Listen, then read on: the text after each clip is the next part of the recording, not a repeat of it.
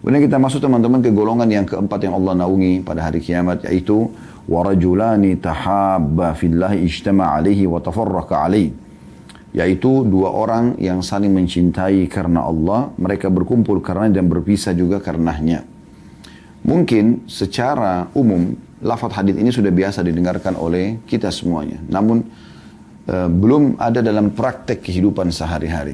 Saya akan mulai menjelaskan golongan keempat ini teman-teman sekalian, beberapa poin. Yang pertama, kita dianjurkan untuk mencintai kaum muslimin secara umum.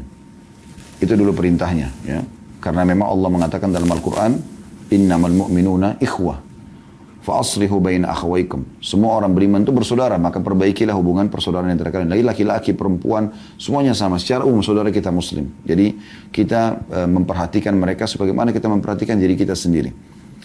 Tapi yang sedang dibahas dalam hadis ini adalah persaudaraan khusus, yaitu kita mencari sesama jenis kita yang menurut kita lebih baik, lebih saleh, ya, lebih dekat kepada Allah SWT. Kalau perempuan lebih salihah, jadi laki-laki sama laki-laki, perempuan sama perempuan.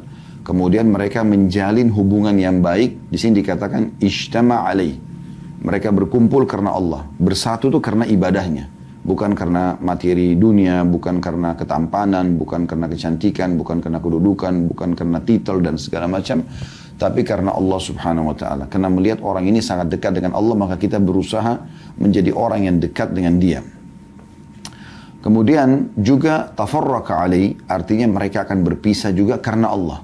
Di saat saudaranya seiman itu, yang tadi dijadikan sebagai sahabat dia, lakukan perbuatan maksiat kepada Allah Azza wa Jal, kemudian diingatkan tapi tidak mau dengar, maka di saat itu kita berpisah dengannya. Setelah kita nasihatin, ini nggak boleh, ini haram. Misalnya dia terjerumus dalam perzinahan, dalam riba, dalam pelanggaran-pelanggaran agama, kemudian kita ingatkan tapi nggak mau dengar. Maka kita meninggalkan dia karena Allah Subhanahu wa Ta'ala.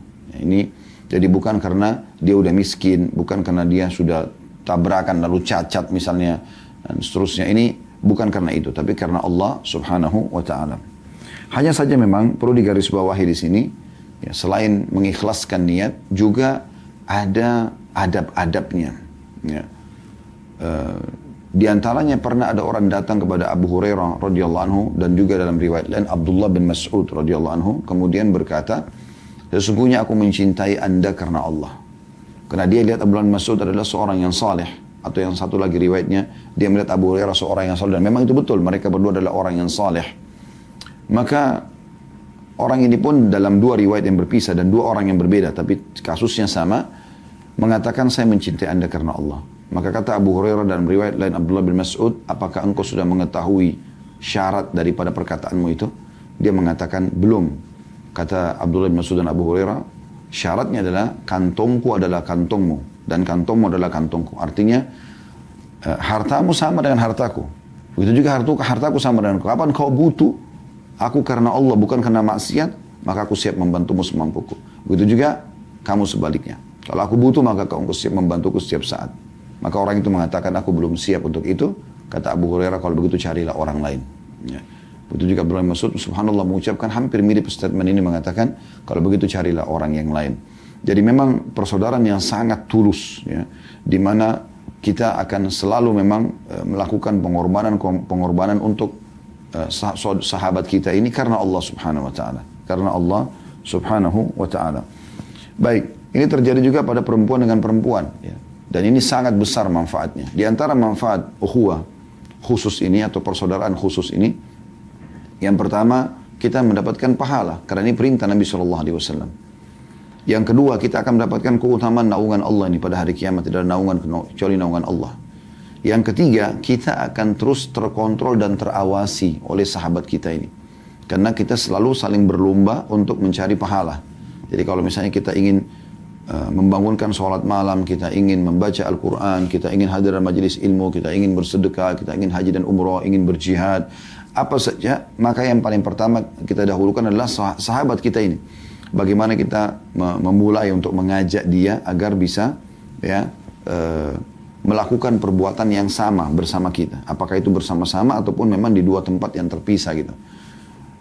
Dinukil kisah bagaimana Abdullah bin Mubarak rahimahullah dan juga Fudail bin Iyad, dua orang yang bersahabat karena Allah Subhanahu wa Ta'ala. Dan mereka betul-betul tulus, saling membantu satu sama yang lain. Walaupun Abdullah bin Mubarak seorang ulama terkenal di Irak, Fudail bin Iyad tadinya mantan preman, penjahat, tapi kemudian sadar tobat dan terus belajar agama sampai juga menjadi seorang alim dari kalangan muslimin. Intinya mereka bersaudara karena Allah Subhanahu wa taala. Setiap hari kedua orang ini selalu sepakat untuk sholat di satu masjid, sholat subuh, kemudian mereka berpisah di duhur dan asar juga maghrib. Isya mereka ketemu.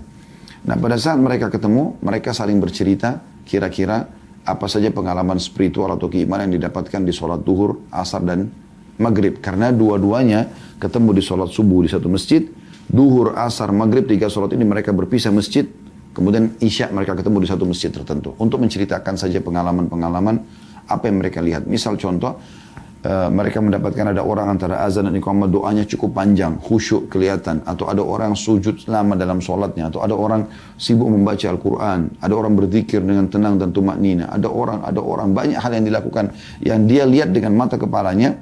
Maka nanti setelah isya mereka saling menceritakan, mengatakan tadi saya ketemu dengan si fulan, saya ketemu dengan si fulan, sehingga setiap hari mereka mendapatkan tambahan keimanan.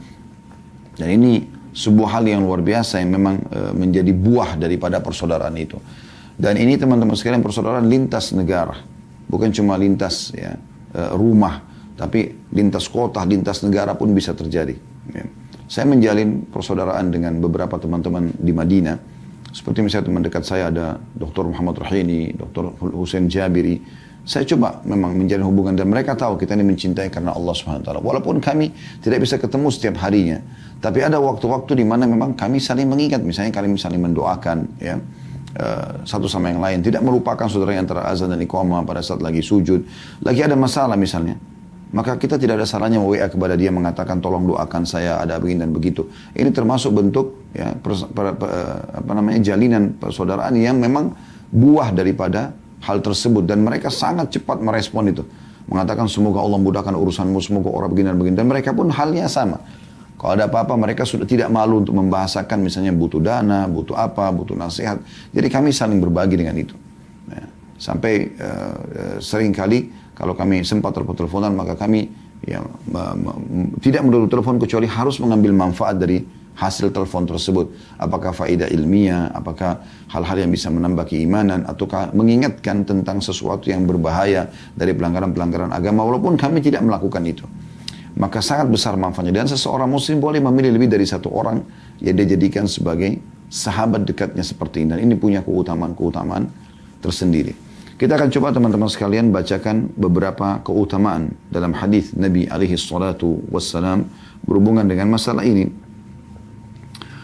Yang pertama sekali adalah bagaimana pada hari kiamat nanti dua orang yang bersaudara karena Allah ini, dia akan atau mereka akan mendapatkan kemuliaan, yaitu diberikan mimbar yang penuh dengan cahaya dan wajah mereka pun juga penuh dengan cahaya, dan itu akan dicemburui oleh para syuhada, bahkan juga para nabi-nabi. Ya.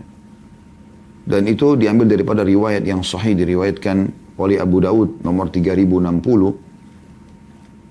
Umar bin Khattab mengatakan radhiyallahu anhu bahwasanya Rasulullah sallallahu alaihi wasallam bersabda, saya langsung ke terjemahan saja, sesungguhnya hamba-hamba dari hamba-hamba ya, ada sekelompok manusia, mereka bukan nabi dan bukan para syuhada.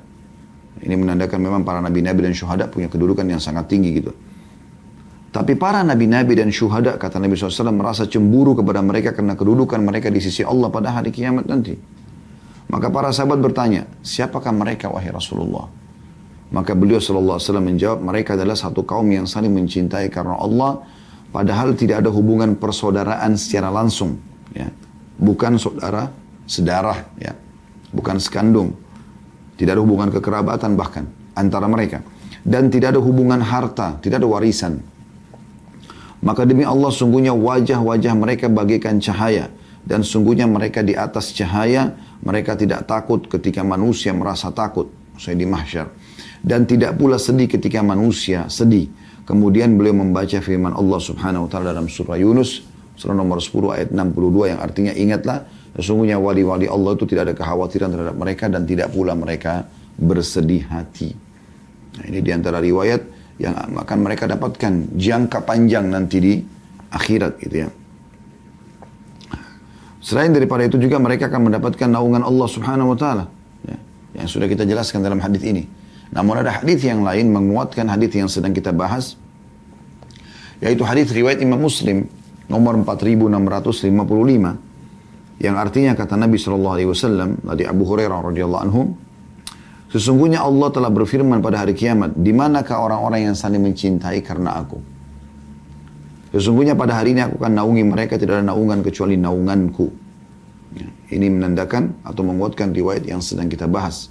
Mereka akan mendapatkan naungan Allah, di mana pada saat itu betul-betul orang sangat kepanasan, tersiksa.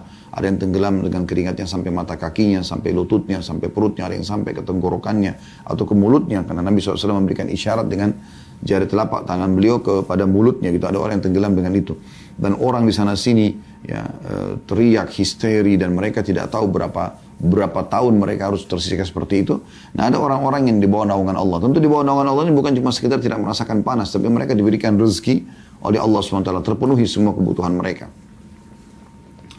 Juga dari Irbad Ibn Sariyah radhiyallahu anhu, beliau menyampaikan sabda Nabi SAW dalam hadis riwayat Ahmad nomor 16.532.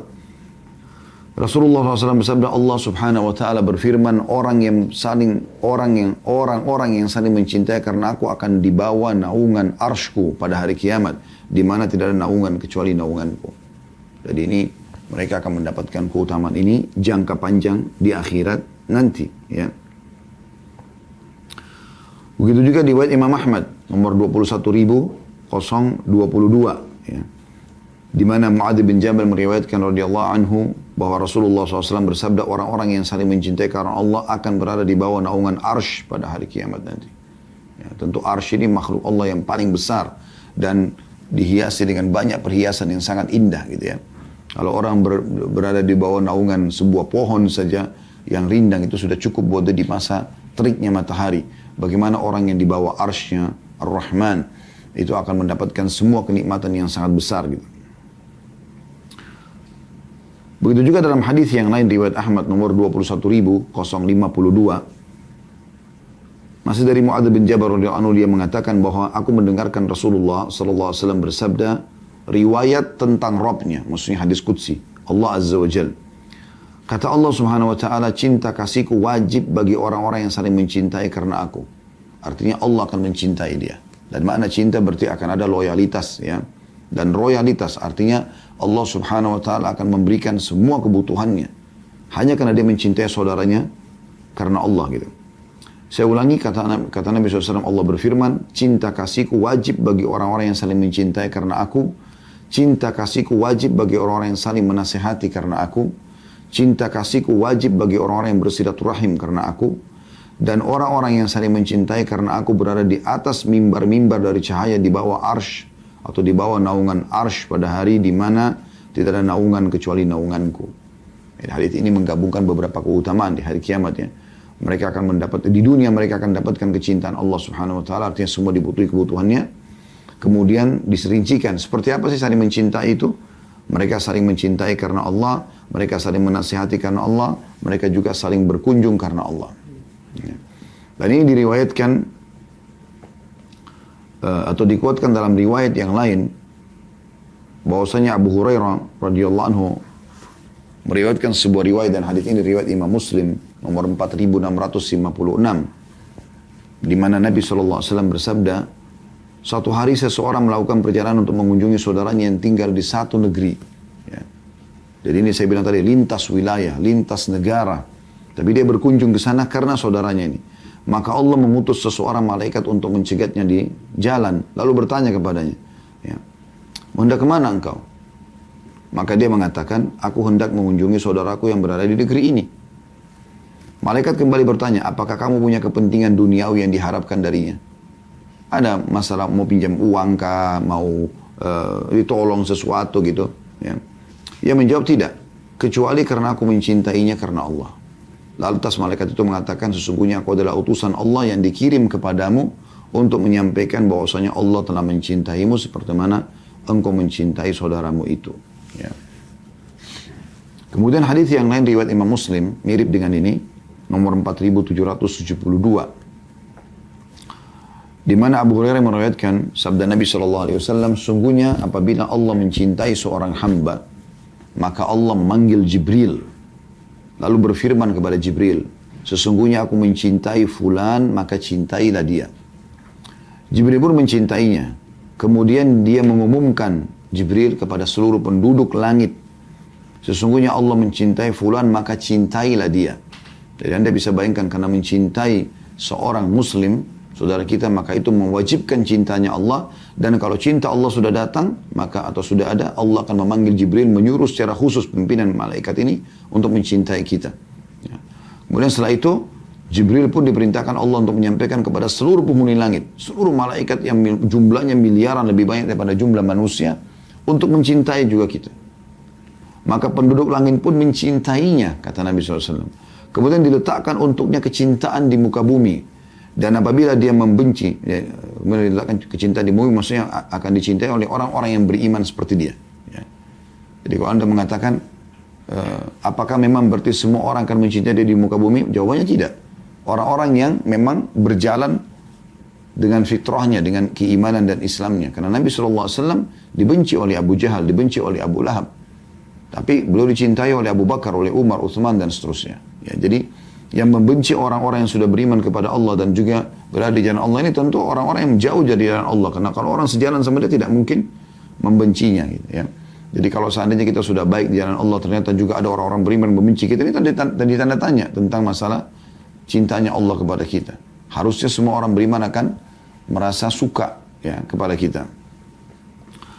Dan apabila, kata Nabi SAW, dia Allah membenci seorang hamba, maka dia akan memanggil Jibril seraya berfirman, sesungguhnya aku membenci fulan, maka bencilah dia. Dan ini na'udzubillah dibenci oleh pemimpin para malaikat. Jibril pun membencinya karena perintah Allah. Kemudian Jibril mengumumkan pada seluruh penduduk langit, sesungguhnya Allah membenci fulan, maka bencilah dia. Maka penduduk langit pun membencinya, kemudian diletakkan untuknya kebencian di muka bumi. Maka semua yang ada di bumi pun membencinya. Bahkan bukan cuma manusia, ya, makhluk-makhluk Allah yang lain pun membencinya. Ya. Hadis ini riwayat Muslim, sebagaimana saya katakan tadi, nomor 4772. Kemudian teman-teman sekalian juga ada hadis yang lain riwayat Muslim nomor 16, ya, di mana Anas bin Malik meriwayatkan radhiyallahu anhu, Rasulullah SAW bersabda, 3 perkara siapa yang memilikinya dia akan merasakan manisnya iman. Ya. Pasti dia rasakan manisnya iman. Artinya akan selalu merasa tentram dengan apa yang Allah perintahkan dan apa yang Allah ya, janjikan. Itu manisnya iman. Yang pertama, orang yang mencintai seseorang tidaklah ia cintai melainkan karena Allah. Disitulah Anda bisa merasakan nikmatnya iman. Kemudian yang kedua, orang yang Allah dan Rasulnya paling ia cintai dari selain keduanya. Kemudian yang ketiga, orang yang lebih suka dicampakkan ke dalam api neraka daripada ia kembali kepada kekafiran setelah Allah menyelamatkannya dari kekafiran itu. Tapi golongan pertama dari 3 ini adalah orang yang mencintai atau saling mencintai karena Allah Subhanahu wa ta'ala. Dalam riwayat lain, riwayat Imam Ahmad nomor 10.321, ya, 10.321, Abu Hurairah meriwayatkan radhiyallahu anhu bahwasanya Rasulullah SAW bersabda, barang siapa yang ingin merasakan kelezatan iman, manisnya iman itu, ya, kalau orang sudah rasakan manisnya iman itu begini teman-teman sekalian, dia akan merasa setiap kali ibadah tidak mau berhenti, merasa ada kepuasan tersendiri. Kalau sudah berdoa, terus merasa berdoa, membaca Quran, merasa terus membaca Quran, dan tidak pernah mau berhenti dengan itu. Ya.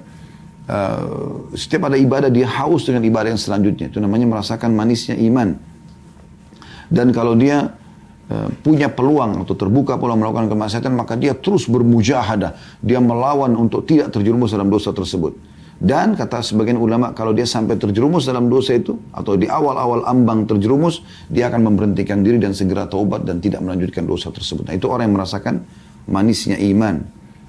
Kata Nabi SAW, barang siapa ingin merasakan kelezatan atau manisnya iman itu, maka mestinya ia mencintai seseorang, tidak dicintainya melainkan karena Allah Azza wa Jalla. Ya.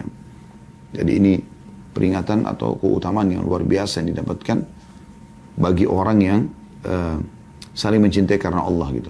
Ya. Jadi yang pertama akan mendapatkan naungan Allah Subhanahu Wa Taala, selamat pada hari kiamat. Kemudian yang kedua mendapatkan cinta Allah Subhanahu Wa Taala. Dan kalau Allah sudah cinta seseorang, Sederhana rasionalnya. Anda kalau kerja di satu perusahaan lalu Anda dicintai atau disukai oleh atasan Anda, kira-kira apa yang akan dilakukan atasan tersebut? Dia akan selalu loyal dengan Anda. Dia akan berikan jabatan, dia akan memaafkan kalau ada kesalahan. Itu kurang lebih rasionalnya. Orang kalau sudah suka dengan seseorang, maka dia akan loyal dengan orang tersebut. Kalau ada prestasi, dia akan berikan junjungan, dia akan berikan tambahan jabatan, tambahan bonus dan seterusnya. Kalau dia berbuat salah, pasti mudah dimaafkan. Karena sudah dicintai oleh orang tersebut. Kita tidak samakan Allah dengan makhluk, tapi Allah jauh lebih maha pengasih dan penyayang daripada atasan Anda tentunya, ya. Begitu juga dalam hadis yang lain riwayat Imam Bukhari, Rasulullah SAW sabda ada 3 golongan yang dapat merasakan manisnya iman. Orang yang mencintai Allah dan Rasulnya lebih daripada mencintai dirinya sendiri. Yang kedua mencintai seseorang karena Allah dan ia benci kembali pada kekafiran sebagaimana ia benci jika dicampakkan dalam api neraka. Mirip dengan tadi, cuman riwayat yang sebelumnya tadi, golongan pertamanya adalah orang yang mencintai karena Allah. Ya. Di sini dalam hadis itu dalam riwayat Ahmad. Riwayat Imam Bukhari dimulai dengan golongan yang kedua di hadis yang pertama, yaitu orang yang mencintai Allah dan Rasulnya di atas segalanya. Baru kemudian masuk golongan orang yang mencintai karena Allah. Tapi ini masuk, ya. Dan kita bisa mencintai ini seseorang karena memang amal solehnya, ya, ketaatannya kepada Allah Subhanahu Wa Taala. Dan ini penting sekali, ya. Ada orang-orang Subhanallah Allah berikan taufik setiap detik hidupnya semuanya ibadah.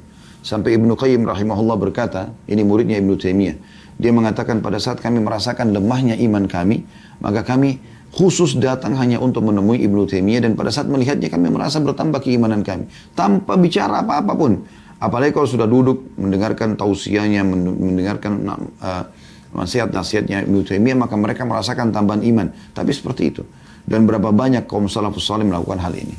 Mereka saling berkunjung karena Allah Subhanahu Wa Taala dengan tujuan agar mereka tiba-tiba ingat, ya, mengingat oh ternyata orang ini orang saleh atau orang ini orang salihah, sehingga mereka bisa mengambil manfaat keimanan. Sebagaimana juga kalau kita berkumpul dengan orang-orang fasik, pasti akan ada efeknya. Ya. Kalau melihat penampilannya, mendengarkan tutur katanya, akhirnya kita mengikuti sikap-sikap dan juga perilaku dia. Maka seperti itu kurang lebih gambarannya, ya. Jadi kita harus hati-hati di sini. Jangan sampai kita terjerumus dalam hal-hal yang keliru, ya. Kemudian juga akan mendapatkan kebahagiaan. Nah, ini yang ketiga. Bahagia dunia, bahagia akhirat. Apa itu bahagia? Bahagia itu artinya seseorang merasa cukup dan puas dengan apa yang dia miliki, itu bahagia. Jadi bukan melimpahnya harta. Tapi pada saat harta itu ada walaupun pas-pasan, dia merasa selalu cukup. Itu bahagia namanya. Dia diberikan pasangan, dia selalu merasa cukup. Anak diberikan cukup, makanan cukup, semua cukup. Maka itu bahagia namanya. Sederhana definisinya begitu. Kata Nabi SAW dalam hadis riwayat Tirmidzi, barang siapa yang mengunjungi orang sakit atau mengunjungi saudaranya karena Allah. Mengunjungi orang sakit atau mengunjungi saudaranya karena Allah. Ini saksi bahasan kita adalah mengunjungi saudaranya karena Allah. Maka malaikat akan berseru, diperintahkan oleh Allah. Berbahagialah kamu. Berbahagialah dengan perjalananmu. Langkah-langkah yang kamu lakukan untuk menjenguk orang sakit atau mendatangi saudara karena Allah. Dan kamu telah mendapatkan salah satu istana atau tempat di surga. Karena perbuatan tersebut. Ya. Dan ini satu hal yang luar biasa gitu. Bagaimana dijanjikan kebahagiaan langsung. Allah SWT menyuruh dia diserukan oleh malaikat agar mendapatkan kebahagiaan tersebut. Ya. Kemudian juga yang keempat, ya, dia akan mendapatkan derajat yang tinggi, ya, kedudukan yang tinggi. Sebagian ulama mengatakan di dunia juga dia akan mendapatkan ini. Begitu juga di akhirat. Ya, salah satu penyebab orang itu dimuliakan oleh Allah dunia, dimuliakan juga di akhirat karena dia mencintai karena Allah Subhanahu Wa Taala. Sebagaimana disebutkan dalam hadis diriwayatkan oleh Al-Mundhiri dalam kitab Targhibnya, yang disahihkan tentunya, Rasulullah SAW pernah ditanya tentang derajat iman yang paling tinggi. Maka beliau mengatakan, hendaklah kamu mencintai dan membenci karena Allah. Itu derajat iman tertinggi. Ya. Kemudian Rasulullah SAW ditanya lagi, selain itu apa wahai Rasulullah? Kata Nabi SAW, hendaklah kamu mencintai orang lain sebagaimana kamu mencintai dirimu sendiri. Jadi kalau kita ingin dihormatin, kita hormatin orang lain. Kita nggak ingin diganggu, jangan ganggu orang lain. Kan begitu. Sebagaimana juga Anda ingin pada saat sakit dijenguk orang, maka Anda menjenguk orang sakit. Lakukanlah perbuatan-perbuatan yang baik untuk orang lain, maka Allah juga akan mudahkan perbuatan tersebut pada kita gitu ya. Hendaklah kamu mencintai orang lain sebagaimana kau mencintai dirimu sendiri, dan hendaklah kamu membenci bagi orang lain sebagaimana apa yang kau benci buat dirimu sendiri. Ya.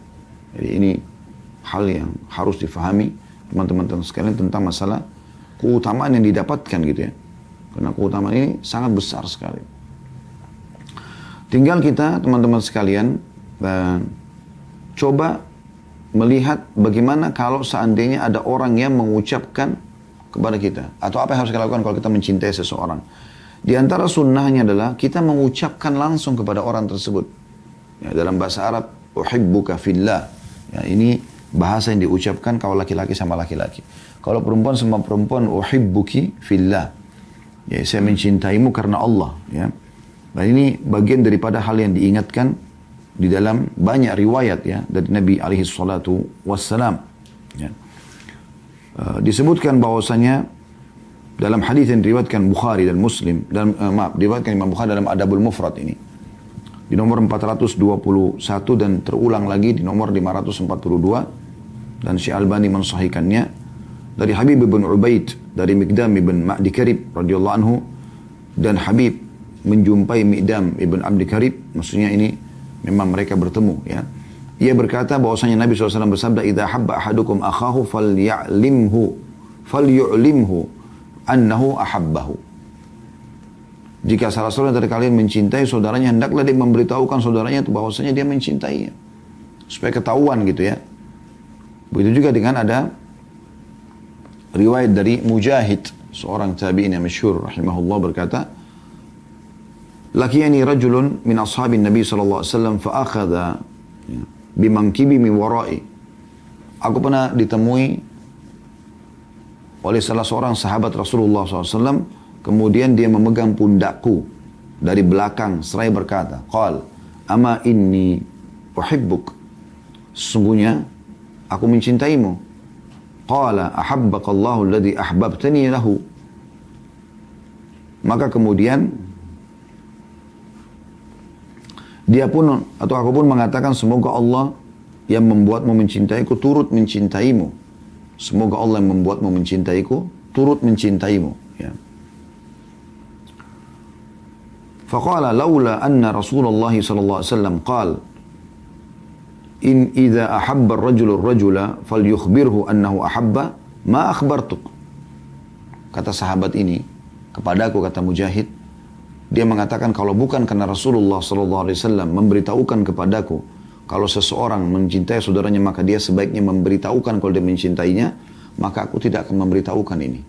Ya, karena kan mungkin risih kadang-kadang ada orang harus mengucapkan kata ini, tapi ini sudah bagian daripada syariat gitu. Qala thumma akhadha yu'rid 'anil khidbah. Qala ama indana jariyah, ama innaha awra. Ya. Dia mengatakan, dia datang untuk melamar. Ya. Dia mengatakan, kami memiliki seorang budak perempuan, namun dia buta sebelah mata. Silakan kamu mengambilnya. Maksudnya, dia menawarkan kalau misalnya Mujahid ini mau menikahi budak wanitanya. Hadis ini disebutkan oleh Bukhari dalam Adabul Mufrad tentang masalah ini. Tapi yang kita ambil bahasan adalah, di sini jawaban atau kita mengatakan, uhibbuka fillah, bagian daripada syariat. Kemudian jawabannya, ahabbakallahu alladhi ahbabtani lahu. Artinya, inni uhibbuka fillah, aku mencintai kau karena Allah. Lalu yang menerima ucapan itu mengatakan, ahabbakallahu alladhi ahbabtani lahu. Semoga Allah membuatmu, atau semoga Allah yang membuatmu mencintaiku, turut mencintaimu. Ya. Atau semoga Allah mencintaimu, sebagaimana engkau mencintai aku karenanya gitu. Kemudian juga Ibnu Abbas radhiyallahu anhu berkata, "Man ahabba fillah wa abghada fillah wa wala fillah." Barang siapa mencintai karena Allah, membenci karena Allah, kemudian berteman ya, karena Allah, wa ada fillah, dan memusuhi karena Allah, fa innama tanalu wilayatullahi bidzalik. Maka dia akan memperoleh pertolongan dari Allah. Walan yajid abdu ta'mul iman wa in kathurat salatu wa sawmuhu hatta yakuna kadzalik. Dan ketahuilah seseorang hamba tidak akan bisa merasakan kenikmatan iman walaupun banyak melakukan sholat dan puasa sampai dia berbuat demikian. Maksudnya mencintai saudaranya, gitu kan. Waqad sarat 'ammatu mu'akhatun nasi 'ala amri dunya wa dhalika la yajiddi 'ala ahlihi syai'a. Dan ketahuilah bahwasanya kebanyakan persahabatan seseorang itu terjadi hanya karena dilandasi kepentingan dunia. Maka persahabatan seperti itu tidaklah bermanfaat bagi mereka. Diriwayatkan oleh Ibnu Jarir riwayat ini atau kisah ini. Al-Hasan Basri berkata, Inna ahabba ibadillahi ila Allahi alladhina yuhibbuna Allah ila ibadihi. Sesungguhnya hamba yang dicintai di sisi Allah adalah yang mencintai Allah lewat hambanya. Adalah yang mencintai Allah lewat hambanya. Dan mencintai hamba Allah karena Allah. Wa yuhibbuna ibadallahi ila Allah. Wa yas'auna fil ardi bin nasiha. Dan ia pun memberi nasihat orang lain atau sibuk menasihati orang lain di muka bumi. Ya. Jadi ini penjelasan tentang masalah bagaimana saling mencintai karena Allah subhanahu wa ta'ala. Dan memang ini teman-teman sekalian dibutuhkan ya. Jangan sampai Anda merasa eksklusif. Enggak, saya cukup sendiri saja. Enggak butuh seorang saudara yang mengingatkan saya. Tidak. Ya. Ini bagian daripada syariat. Apa kita lebih baik daripada Nabi SAW dan para sahabat ridwanullah alaihim? Tentu saja tidak. Bisa saja syaitan memang mengemas seakan-akan Anda tidak butuh dengan seorang mukmin atau mukminah. Tidak butuh orang yang lebih baik ibadahnya. Ya, ini keliru. Karena ini bagian daripada syariat Allah subhanahu wa ta'ala. Dan ini yang menyebabkan dapat naungan pada hari kiamat nanti. Maka tidak boleh seseorang berpikir bahwasanya dia tidak akan butuh dengan saudaranya yang lebih baik daripada dia. Kalau Anda bertanya kepada saya, lalu di mana saya bisa temukan mereka? Mereka ada di masjid. Di majelis ilmu. Ya, tidak akan mungkin orang melonggarkan kakinya menuju ke masjid di saf awal. Ya, tidak mau ketinggalan sholat qabliyah, doa antar azan iqamah, takbiratul ihram pertama imam, zikir habis sholat. Ya. Kita temukan mereka habis sholat subuh tidak buru-buru tergesa-gesa meninggalkan masjid. Ya. Apalagi mengejar keutamaan hadis seperti misalnya sabda Nabi SAW yang disahihkan oleh Al-Albani dalam kitab Targhib Tarhib ya, yang ditulis oleh Al-Mundhiri yang kata Nabi SAW, siapa yang membaca sebelum terbit dan sebelum terbenam matahari subhanallah 100 kali maka itu lebih afdal daripada dia memiliki 100 ekor unta. Dan siapa yang membaca alhamdulillah 100 kali sebelum terbit dan sebelum terbenam matahari maka dia akan memiliki lebih baik daripada 100 ekor kuda yang digunakan berperang di jalan Allah. Dan siapa yang membaca Allahu Akbar 100 kali sebelum terbit dan sebelum terbenam matahari, maka dia memiliki lebih afdal daripada membebaskan 100 orang budak. Dan siapa yang membaca La ilaha illallah wahdahu la syarikalah lahul mulku wa lahul hamdu wa huwa ala kulli syai'in qadir 100 kali sebelum terbit dan sebelum terbenam matahari, maka dia akan datang pada hari kiamat membawa pahala. Tidak ada orang yang menyamai pahala dia kecuali orang yang berbuat seperti dia atau lebih. Kita akan temukan orang-orang tidak tergesa-gesa. Ada juga orang yang pergi sholat subuh tapi langsung keluar setelah sholat. Bahkan kadang-kadang buru-buru berdiri habis sholat langsung meninggalkan majlis sholatnya. Padahal sebenarnya hadis jelas dalam riwayat Bukhari.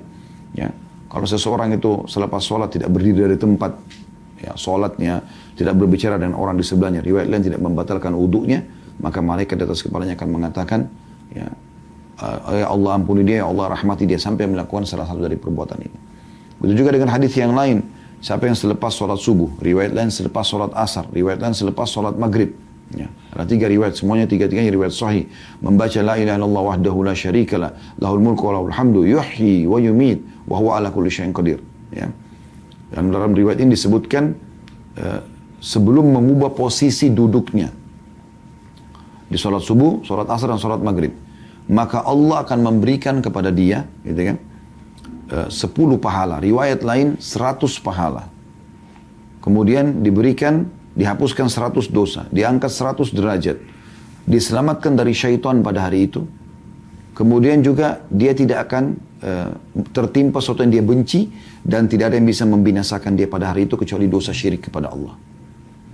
Dalam riwayat lain kalau dia baca habis maghrib, la ilaha illallah wahdahu la syarika lahul mulku wa lahul hamdu biyadihil khair. Enggak ada yuhyi wa yumiit tapi biyadil khair wa huwa ala kulli syai'in qadir. Maka selain mendapatkan keutamaan tadi, dicatatkan 100 pahala, diampuni 100 dosa, diangkat 100 derajat, diselamatkan dari segala hal yang dia benci diselamatkan dari syaitan. Juga ditambahkan Allah akan kirim kepada dia pasukan bersenjata dari kalangan malaikat yang menjaganya sampai pagi dari syaitan. Jadi punya keutamaan. Dan kita lihat kan orang-orang seperti kalau misalnya ada standar, ada ikhwah, atau akhwat kita yang ibadahnya mungkin standar sama dengan kita. Boleh saja kita jalin ukhuwah sama dia. Tapi kita butuh orang yang lebih baik. Orang yang lebih baik daripada kita. Yang memang dia mengerjakan amal yang kita mungkin tidak pernah kerjakan. Contoh misalnya dia mengkhatam Al-Quran dalam 3 hari, ada yang 7 hari gitu kan. Dan kalau ada orang yang mengkhatam Al-Quran di bawah 40 hari, intinya itu. Ya. Maka dia termasuk orang yang layak jadi sahabat. Karena beberapa riwayat menyebutkan atau dianjurkan dinukil dari para sahabat, dari para tabi'in, tabi'in, bahwasanya termasuk ciri orang yang cinta dengan Al-Quran adalah dia tidak akan melewati 40 malam kecuali ya dia sudah mengkhatam Al-Quran. Ini kan bisa kita lihat orang-orang yang punya kelebihan seperti ini. Kalau kita belum bisa lakukan, maka dengan bersahabat dengan dia, kita harapkan kita bisa melakukan itu. Ya. Kita nanti bisa melakukan karena memang ada hal yang belum pernah kita lakukan. Ya. Atau mungkin dalam bab lain dia rutin bersedekah. Ya. Mungkin selama ini kalau kita bersedekah hanya sekitar 10.000 rupiah, 5.000 rupiah. Kita berteman dengan orang yang bersedekah 100.000, 1 juta. Supaya kita bisa lebih baik daripada dia. Atau minimal sama dengan dia gitu. Kita harus butuh orang yang di depan mata kita lihat, oh kok dia bisa ya. Maka kita pun nanti akan merasa bisa setelah kita berteman dengan dia. Maka banyak sekali efek-efek ini yang akan membantu kita tentunya ya, bisa mengerjakan amal saleh. Begitu juga dengan kalau misalnya ada satu perbuatan atau beberapa perbuatan kesalahan yang masih kita lakukan atau kita masih kadang-kadang masih tergelincir. Kita berteman dengan orang yang tidak melakukan sama sekali kesalahan itu sehingga kita malu untuk melakukannya dan kita tidak akan lakukan. Nah ini yang dimaksud dengan manfaat-manfaat daripada perbuatan saling mencintai dan membenci karena Allah Subhanahu wa taala. Tentu ini sudah tidak asing bahasanya tentang kasus bagaimana Abdurrahman bin Auf dengan Sa'ad radhiyallahu anhu bersaudara sampai Sa'ad ingin menghadiahkan setengah daripada kebunnya, kekayaannya.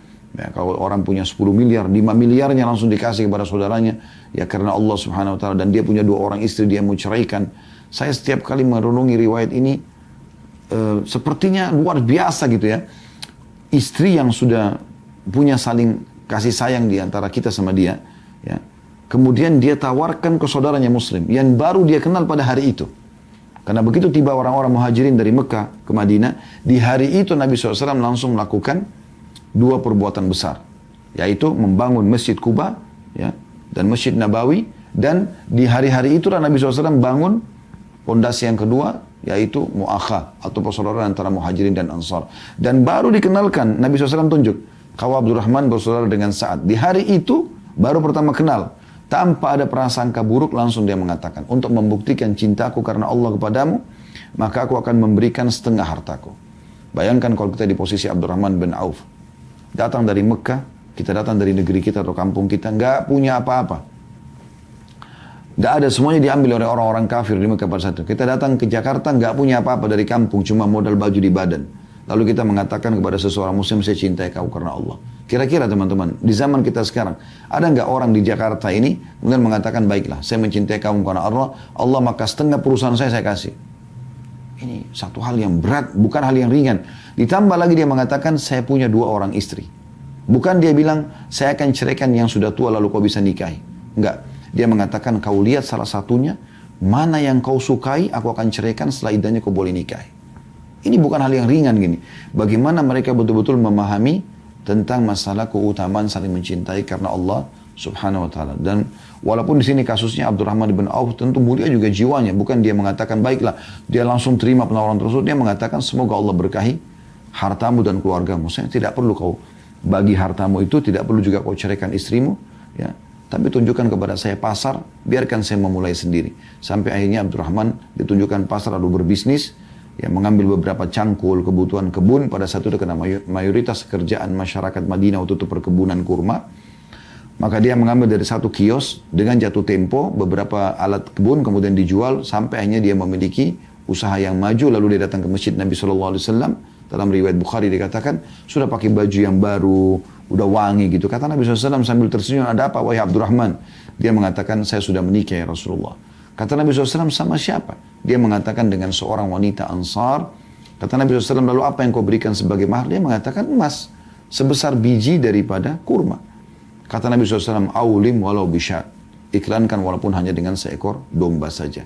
Tapi kita bisa lihat di sini bagaimana bentuk persaudaraan yang sebenarnya karena Allah Subhanahu wa ta'ala. Karena semua dunia ini akan kita tinggalkan. Maka kalau orang cerdas, maka dia akan meletakkan apapun yang dia miliki itu untuk akhiratnya. Dan salah satunya dengan bersaudara karena Allah Subhanahu wa ta'ala. Allahu a'lam.